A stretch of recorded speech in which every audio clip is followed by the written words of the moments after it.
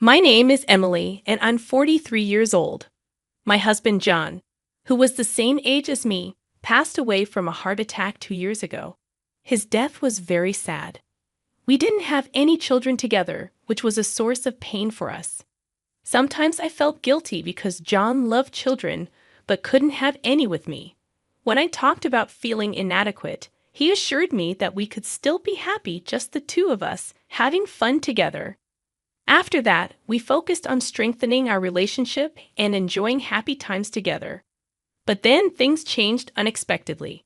Just when life seemed better, I lost my beloved husband and was left feeling lonely. Now, I live alone in the same house as John's mother, with whom I often had disagreements.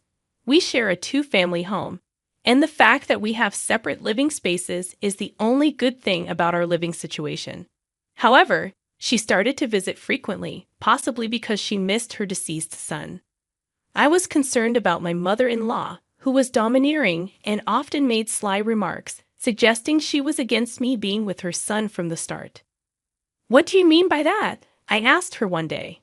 "It's because he married a woman like you that John died.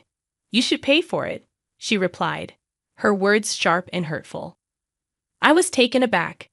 "You've told me this multiple times, but are you suggesting that I am to blame? He probably got sick because you couldn't manage his diet. I bet your seasoning was too rich. The fact that he gained weight after marriage proves it," she continued. "It's true that John gained weight after our marriage, but he always said the food was delicious and ate it with joy every day," I defended. "John had a kind soul. He would accept food even if it wasn't good without complaining. If you had been more attentive to his health, this wouldn't have happened," she accused. These hurtful words from my mother-in-law before John's funeral 2 years ago were a huge shock. She made it seem like John's illness and passing were my fault. Her constant accusations took a toll on me mentally, making it a very difficult time. I tried to empathize with my mother-in-law. Losing her beloved son must have been incredibly painful, and I could understand her inability to control her emotions. Her attacks on me escalated day by day, and I never expected it to reach this level. "Because of you, my precious son is no longer here. Were you aiming for his insurance money from the start?" she accused angrily. "That's just not true," I replied, trying to defend myself. "You planned not to have children just to get all the insurance money for yourself, didn't you?" "What a scary woman," she continued. "My husband John and I wanted children desperately. We visited hospitals and tried everything, but we were never blessed with a child. The idea of aiming for insurance money was ridiculous. Every day without John is unbearable for me. I can't possibly act like you, can I?" she added. "Why can you say such cruel things? It would have been better if you were gone instead. Why did Joe have to go through this?" Her words were too much to bear. "There's a limit to everything. There are things you can and cannot say," I replied, trying to keep calm. She responded dismissively, "Huh? Oh, I'm just talking to myself. I'm just saying what I've been thinking. It has nothing to do with you." Finally, she bluntly said, "Move out." "Why should I move out?" I asked, feeling unfairly attacked. "Living with you makes me feel like I'm going crazy. I won't say tomorrow, but please leave this house as soon as possible. Since John's passing, the ownership of this house should be mine," she demanded. Her accusations were unbearable. "Now that John is gone, you think the insurance money and the house are all yours, right?" "You're unbelievable," I exclaimed. "I didn't know that there was insurance money involved," I explained. When she found out about the insurance payment after his death, it seemed to raise suspicions in her mind. She appeared to believe that I had caused John's death to get the house and insurance money, and no matter how much I tried to explain, she wouldn't understand. I was at my limit with the situation. Living with her was becoming increasingly difficult, and my days were mentally taxing. The next day, she continued her verbal attacks. "You must be living comfortably without a home, with a lot of insurance money coming in, not even having to work. Is that why you came here today, to say such things?" "No, it's not like that," I replied, feeling frustrated. I couldn't stand her constant hurtful remarks. I understood that she was grieving over John, but her accusations were tearing me apart. It's not fair to take it out on me. I miss him terribly too and feel lonely, I explained, trying to reason with her. Really, don't make me laugh. With a house and money, isn't everything just perfect for you? Playing the good wife act, are you? She retorted sharply. I don't want to hear such things. We struggled with not being blessed with children, but I loved John and always helped us share many happy moments together. I replied, hurt by her accusations. It's impressive how you can say such things with all the freedom, money, and everything going your way. Isn't life just perfect? She continued, her words cutting deep. That's so cruel. If I could exchange the money and house to have John back, I would do it in a heartbeat, I said earnestly. Oh, so you're saying you don't need the insurance money then, she sneered. Why would you even say that? If I don't need it, then I'll just have it, right? This money is the last gift John left for me, thinking of my future after he's gone. I want to cherish the sentiment, I explained. What a shameless woman you are, she remarked bitterly. At this point, I felt it was detrimental for both of us to continue living together. Summoning my courage, I made a proposal I had been contemplating for a while. Can we end this lifestyle? I asked tentatively. What do you mean? She replied. Every day we argue, and it's just hard on both of us. I think it's difficult to continue living together, I explained. That would be best. Please find a place and move out soon, she demanded. You're the one who should move out. This house is under my name, she countered. I can't believe you're trying to kick me out. You're even worse than I thought. The house is too big for me alone, and I'm considering selling it once then settle down. Plus, properties around here seem to sell for a good price, I suggested. Just when I thought about what you'd suggest next, it's about money again. How much more do you need to be satisfied? She explained. If you're thinking of selling, you should just give it to me. Living alone, this house will be too big for you as well, and maintaining it, including property taxes, could be a burden. I can help you find an apartment. Or should I pay rent when I can live here? She added. If you're planning to sell, you should give it to me, my mother-in-law declared. I believe that renting an apartment would be more affordable than maintaining the whole house. I can't afford to pay rent every month, I explained. I will help with the rent, she offered. If that's the case, that's fine. I'm glad to be freed from living with you. I'd always thought it would be the worst to be with you till the end, I responded. Promise me financial assistance, she requested. All right then, let's start looking for an apartment soon, I agreed. So we decided to live separately. My mother-in-law seemed to be struggling financially, so I intended to help her with the apartment fees. Despite our complicated relationship, she is the mother of my beloved husband John, and I wanted to support her as much as I could. Around the time I started looking for her new apartment, I experienced a health scare. I was diagnosed with a cerebral hemorrhage, but luckily it wasn't life-threatening.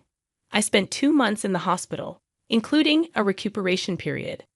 During my stay, my mother-in-law never visited me, but my parents and sister took turns caring for me.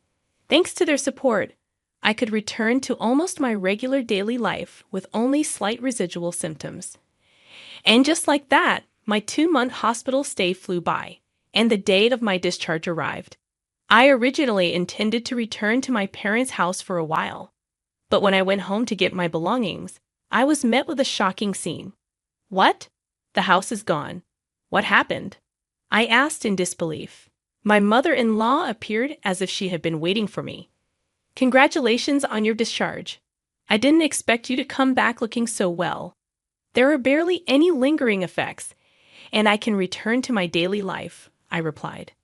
Well, that's good to hear. I'm glad you're back healthy. More importantly, what happened to the house while I was hospitalized? I inquired. About that, I sold it for about $150,000, she revealed casually. What do you mean? You sold it without consulting me, I exclaimed. I had a friend who wanted to live around here. Her husband works nearby, and they're in a hurry to find a place, she explained nonchalantly. I just sold it. Selling it without even telling me is unacceptable, I replied, feeling shocked and upset. It's not a big deal. Right after you were hospitalized, I got this offer. I thought even if you survived, you'd probably have difficulties living normally and might end up in a facility. So I made a decision on my own. Don't be mad, she explained casually. I can't believe it. But thanks to me finding a buyer, we got $150,000 from selling the house, she added. While I was in the hospital, my mother-in-law sold the house without asking me. Apparently, their acquaintance had always wanted the land around my house, and my mother-in-law took it upon herself to conduct a private transaction. Are you planning to sell someone's house without consulting them, and then keep the money for yourself? The house was originally under John's name, right? I questioned. That's true, but I don't think it's any of your business. Anything that belonged to my son John is mine, she asserted. You interpret everything in your favor, but that's not how it works, I argued. What do you mean? When John passed away, the house title changed to my name, she replied confidently. Selling a house without the owner's consent is almost criminal, you know, I countered. Please don't call me a criminal. Do you think you'd win in court? How about splitting it? Expect it to be $75,000 each, she suggested. It's not about the money. Then why are you so angry? While I was hospitalized, you sold our house on your own and used the money to buy a condo for yourself. Coincidentally, a condo next to our house was on sale for about $75,000, and she lives there now. Moreover, my belongings were placed in the new home. When I had my cerebral hemorrhage, she seemed to have doubted my condition was serious and made various decisions ahead of time during these 2 months. I explained, feeling betrayed and frustrated. I decided to confront the self-centered woman with the truth. The house is no longer under my name, I revealed. What do you mean? She asked. I was in the process of selling the house while I was hospitalized, I explained. Because of the good location, it was quickly decided. I was supposed to handle the procedures after I got discharged, but I've already sold it, so it's too late. You should cancel it right away. It's my house, she insisted. So I don't have any reason to cancel. Please explain the situation to your acquaintance and refund the $150,000, I insisted. What are you talking about? I've already bought a condo, so I can only return half of it. Then you'll have to sell the apartment you're living in now to refund the money, won't you? My clients also seem to be planning on demolishing the house, so it's convenient. I'd also have to move forward with the procedures, so please refund the money soon, she replied, dismissing my concerns. Wait a minute, we're not done talking yet.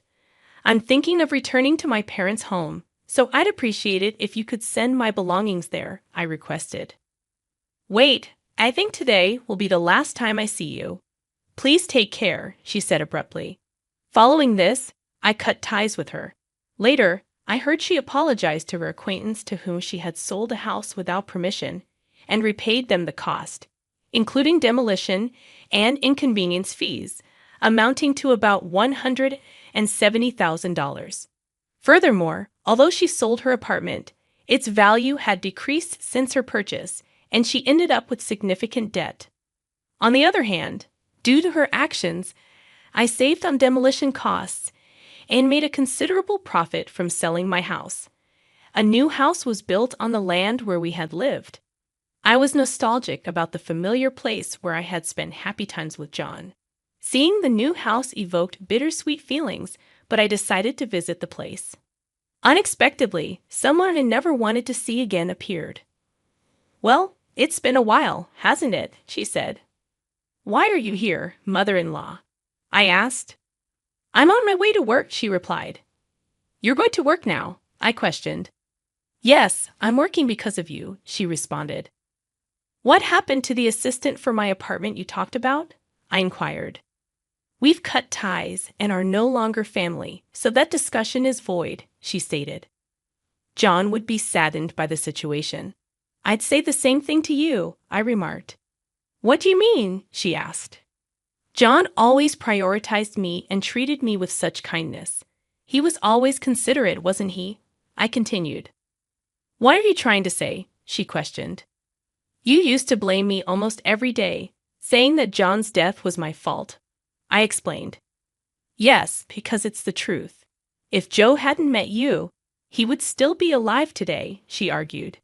Are you still going to say that? Will that change how you feel? I countered. I have no reason to be lectured by you. Now that you've got so much money, you should at least take on some of the debt. You're still family, aren't you? She asserted. I never really liked you, but I intended to take care of you because you are the beloved mother of John, I replied. Of course, that's the least you can do, she agreed. But honestly, I cannot forgive some of the things you've done and said after I had a stroke. I just can't forget the hurtful words you've said to me, I confessed. That was months ago. Don't hold a grudge, she advised. It's hard for the person who was hurt by those words to forget, I replied. You're quite tenacious, aren't you? She remarked. Call it what you will. I'm not involved anymore, I stated firmly. By the way, aren't you supposed to be at work by now? I redirected the conversation. Oh, look at the time. Take care on your way, she said, changing the subject. If it weren't for you, I'd be enjoying a peaceful retirement by now, she added. Sounds like you regret your choices. Instead of blaming others, maybe it's best to reflect on your own actions, I suggested. I then spoke my mind to her and left the scene. It had only been 2 years since John passed away, but thanks to the money he left behind, I am now able to lead a stable life. The money that John left for me is invaluable, and I intend to use it wisely. I've purchased an apartment near my parents' house, and I'm living there alone. I miss having John by my side, but I find comfort in believing he's watching over me from heaven. I want to live a long, healthy life, cherishing the memories I shared with John and living for the both of us. My dream is to one day reunite with them in heaven and share all our cherished memories once again.